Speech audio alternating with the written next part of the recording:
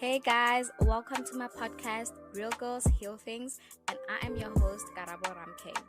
I aspire to inspire healing for all of us, growing through my own journey through grief, pain, and heartbreak, and in my own pursuit of healing, I hope to encourage everyone to self-introspect and tap into parts of themselves that hinder personal and emotional growth.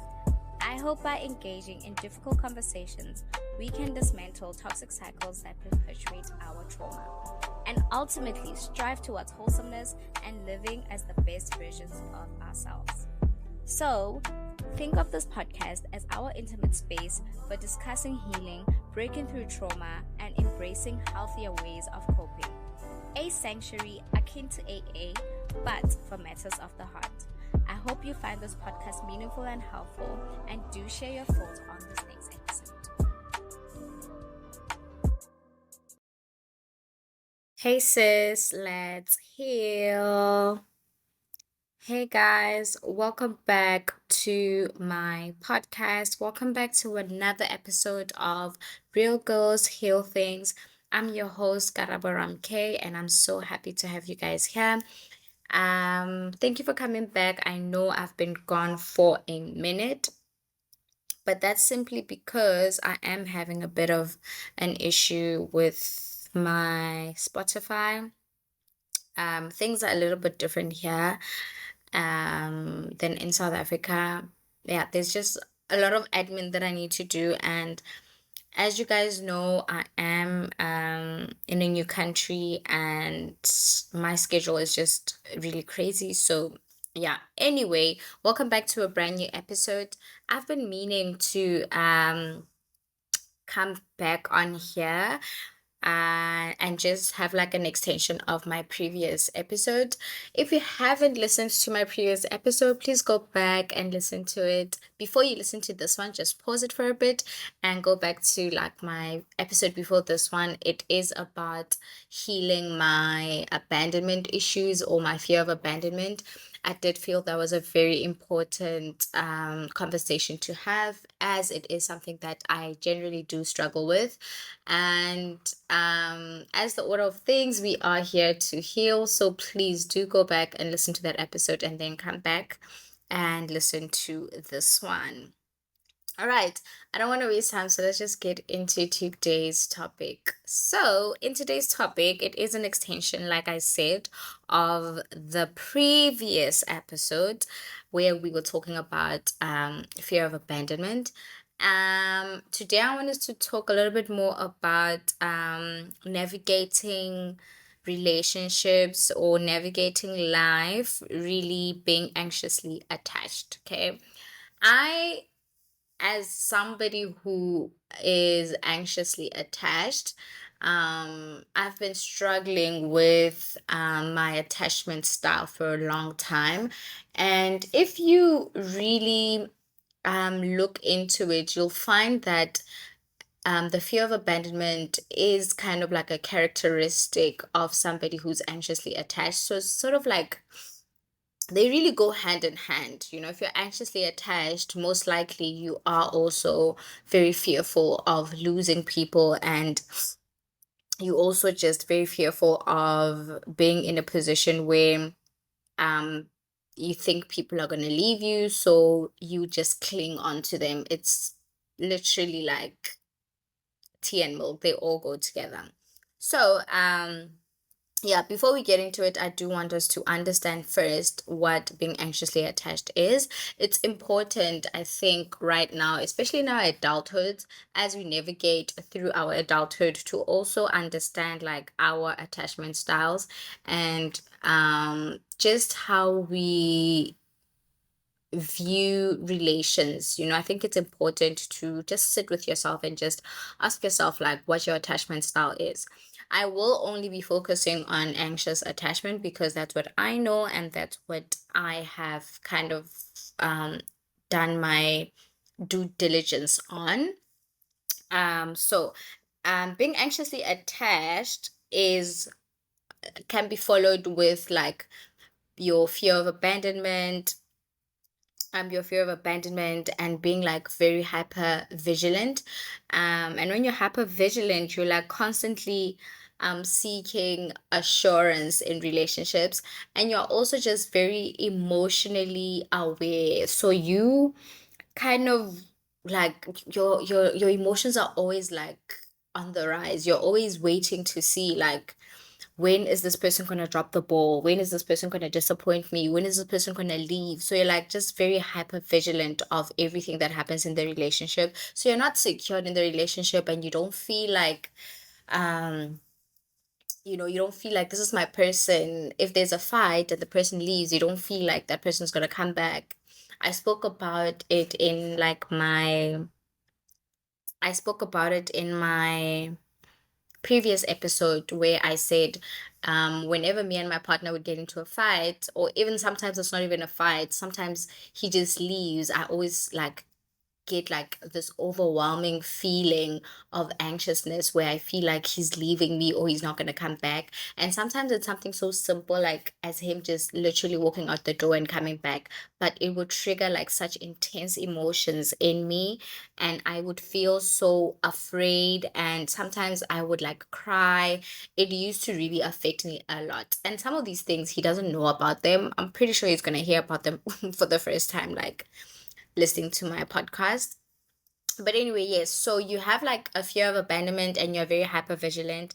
And another thing that you struggle with, or that I struggle with personally, is like emotional dysregulation. And oh my gosh, guys, I'll tell you now, being emotionally dysregulated is the worst thing ever. I remember when I went to therapy, like before this relationship, when I first went to therapy, not when I first went to therapy, but like when I first got diagnosed with like BPD, and I went to therapy, and my therapist, like usually therapists will ask you, like when you get there, they'll be like, what's wrong? How can I help you? Why do you think that you need therapy? What was the thing that prompted you to come to therapy? And I remember I said to my therapist, I'm emotionally dysregulated. And my therapist said, girl, what? You are what? And I said, I'm emotionally dysregulated. And she could not believe that I'm able to recognize that within myself. And she said to me, for you to even be able to say that you're emotionally dysregulated, for you to be able to point that out and know that that's what you're going through, is really like a big step, and really that was like the beginning of my journey, and the beginning of me learning myself, and learning like how to handle my emotions, and even learning like what emotional dysregulation, being emotionally dysregulated meant. And basically, when you're emotionally dysregulated, you feel emotions like very intensely, like extreme, extreme, extreme emotions. So when you're happy, it's extreme happiness. And then you go from like extreme happiness to extreme sadness. Your anxiety is extreme. Every single emotion that goes through your body is completely heightened.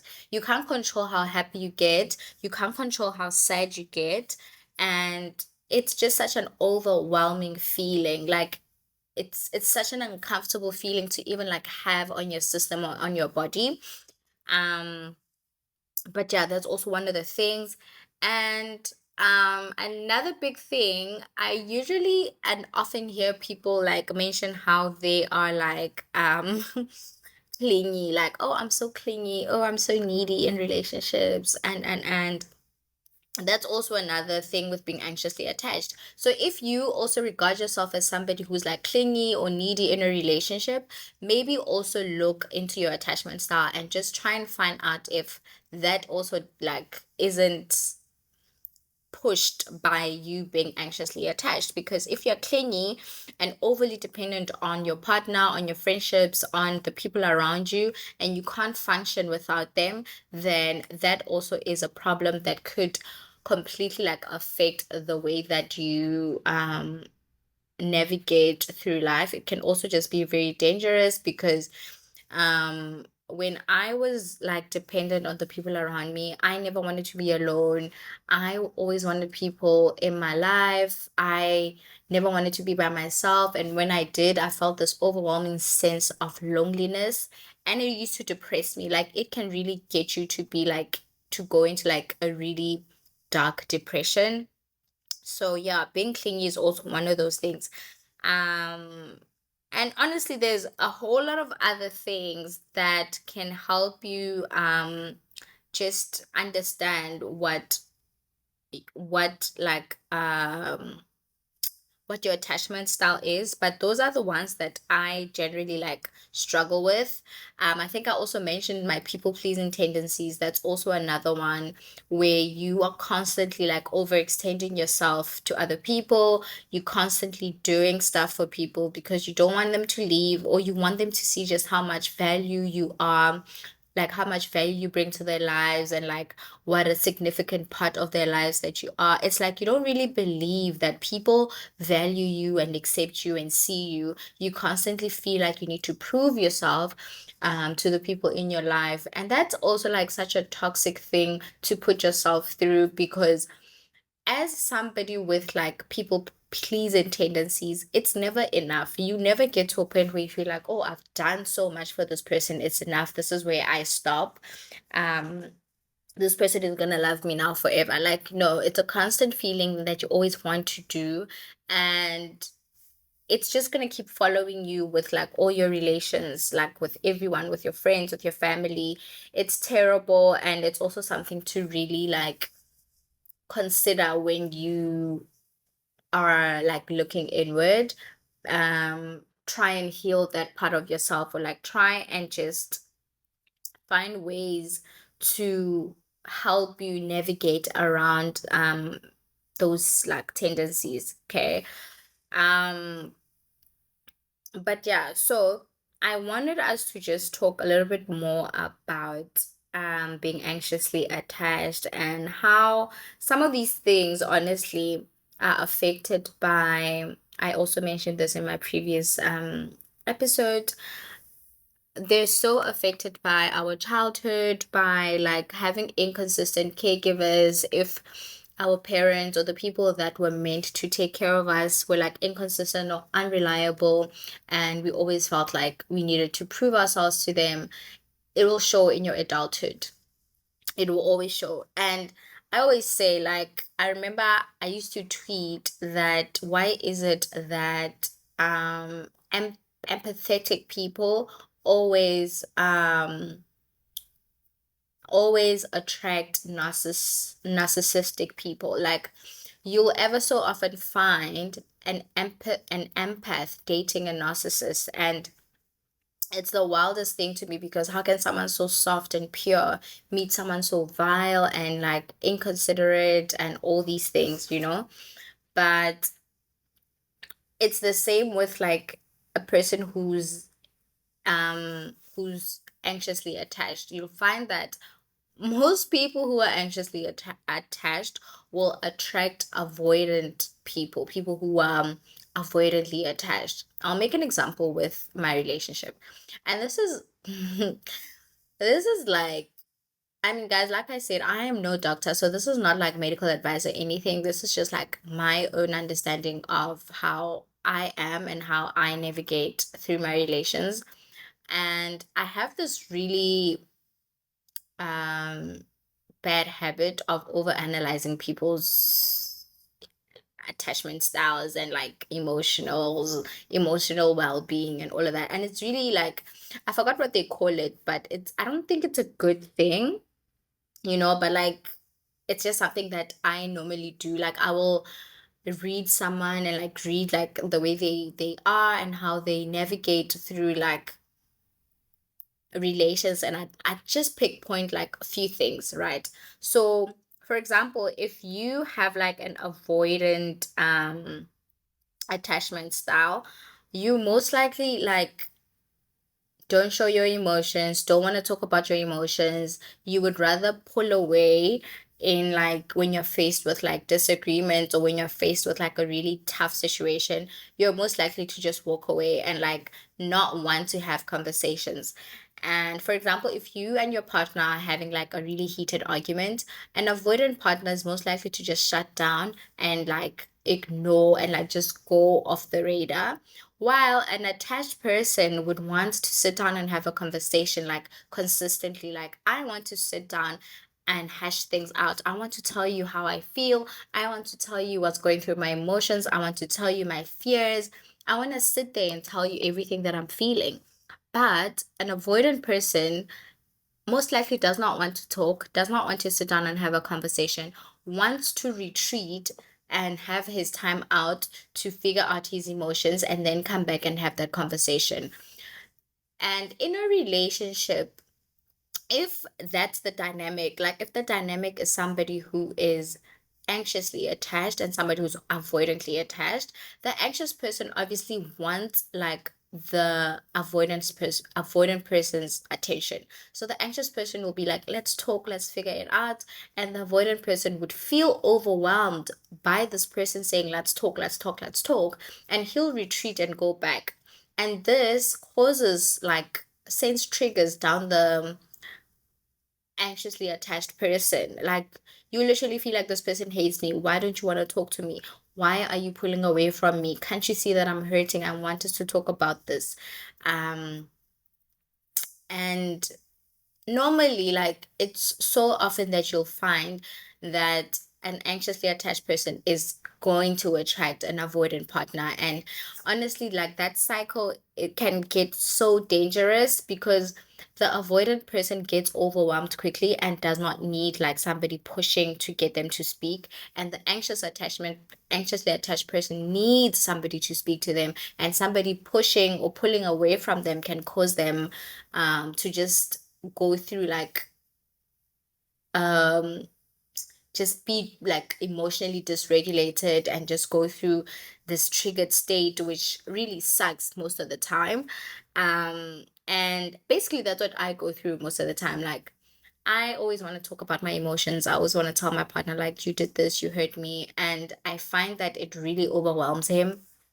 And like literally half of the time he does not respond, or like I will just get like a very vague response to him, or I'll just get like an apology, but like it's never a full-blown conversation about it. And I've gotten to understand it is because I think my partner is also like very avoidant, and I try to also be cognizant of that when I'm feeling overwhelmed. um so yeah, that's just another thing that I feel like generally people go through, and it's quite tough, honestly. It's not the easiest thing for people to experience. But yeah, if you guys have any input, or if you also like know somebody, or if you are also somebody that struggles with like being anxiously attached, please let me know like how you deal with it, and just like what your thoughts are on it. um yeah, if I wanted to just share like some just things that you can practice to just help you I guess navigate through it.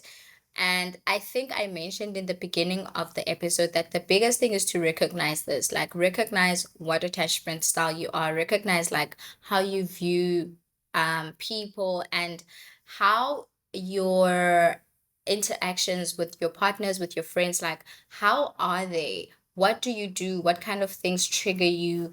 And what kind of things kind of set you off? And um just sit with yourself and just figure out like what are your needs, what are your emotional needs, and what are the things that make you feel like unwanted, unsafe, unvalidated when somebody does what. And that will really help you like kind of categorize yourself into knowing like what are your triggers and how you can avoid them. So self-reflection is really important, and it's one of the biggest things that will help you, honestly, in the day and age that we live in.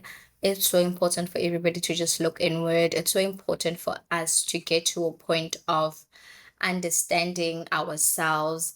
And I think it's the only way we're going to have healthy relationships. I think it's the only way that we are going to just break these generational cycles of like bad relationships, bad marriages. Like, I just think there's so much toxicity in the world.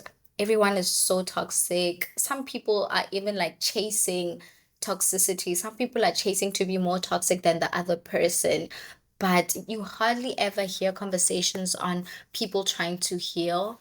And I think that's why my podcast is so important for me, and why it is such a big thing for me is because I also used to think that my journey in healing was meant to be a secret, like I was supposed to be doing the inner work, like there by the corner, and then come out into society like a healed and better version. I used to be afraid of making mistakes. I used to be so embarrassed of the person that I was before and the mistakes that I made. Um, Especially right now, like when I started this journey, or when I realized that I'm on this real journey to heal, and this time it wasn't perfect and I wasn't trying to be perfect, I was so embarrassed. I like kind of shamed myself for the person that I was before. I shamed myself for the decisions that I made when I wasn't healing. And I kind of also, like, you also kind of get into like an obsession with like healing, and that obsession is I don't think it's healthy, because I don't think you make the right decisions in the kind of way you are healing. Like, you just kind of take whatever that you can, as long as you can get out of the discomfort. But I've learned that honestly the most important thing is to sit with that discomfort.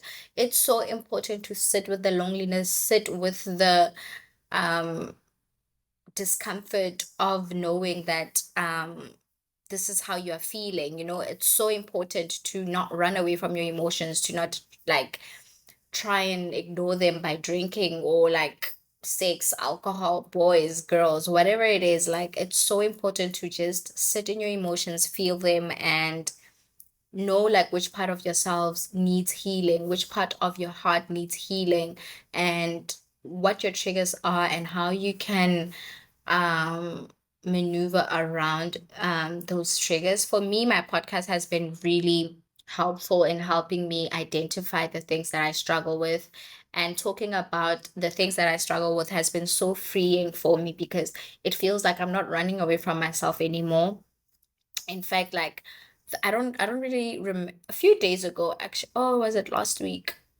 But I think I think I was like just very hormonal. Like, I was very close to my periods, and I was very emotional, and I was crying a lot, and um I felt so alone, and I was in that dysregulated state, and I had all these dark emotions and feelings that always, like 90% of the time when I'm crying, I get like the deepest, darkest, like unreal thoughts.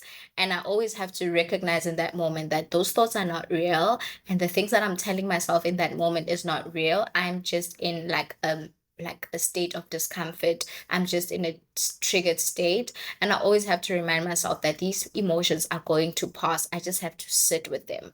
Whereas before, whenever I would feel those emotions, I would grab a drink, I would go out, I would find a distraction, I would find someone to distract me. I never sat with those emotions, I never sat with that discomfort. I always found a way to like distract myself. But now I sit with those emotions, I cry, and I have those dark thoughts, and I recognize that those thoughts are not real, and that those thoughts are not me, and that I am better than those thoughts.